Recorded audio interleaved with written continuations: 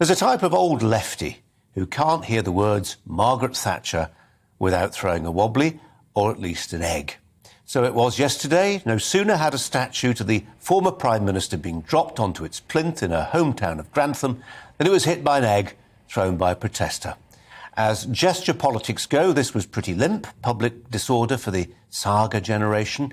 Nobody was attempting to topple the bronze or drag it into the nearest harbour, just a little light egging, almost genteel. But it's worth reflecting again on why some people refuse to let their hatred of Mrs Thatcher go long after her death. I remember talking to demonstrators who gathered close to St Paul's Cathedral, where her funeral was held in 2013.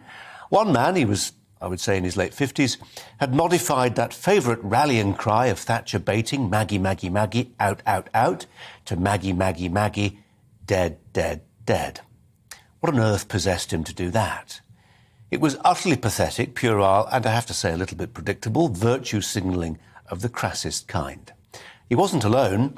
Britain was full of otherwise sensible people who celebrated the death of a woman whose twilight years had been spent wandering through the fog of dementia, as if we'd just seen the demise of a notorious child killer. And almost 10 years later, it's obvious this bizarre, reflexive Thatcher bashing still has its adherents. It says nothing about her and everything about them.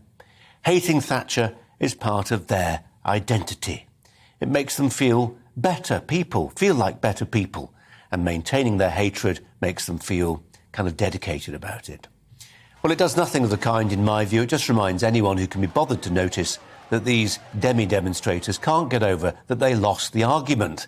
Thatcher was very far from perfect.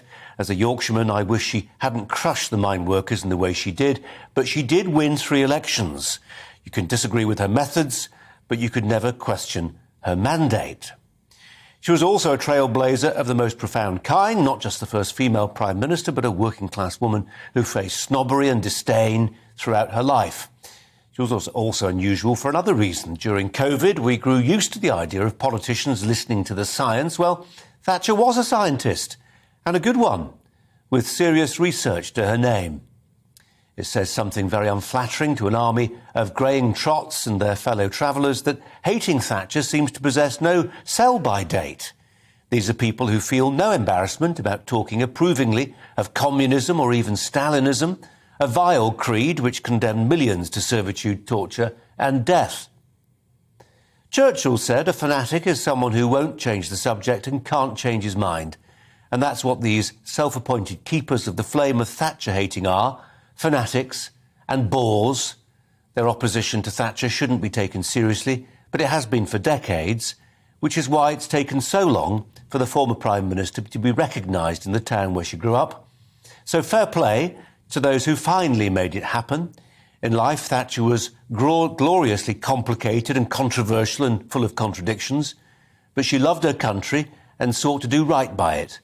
In death, she deserves to be remembered, not necessarily fondly, but as the towering historical figure she undoubtedly was.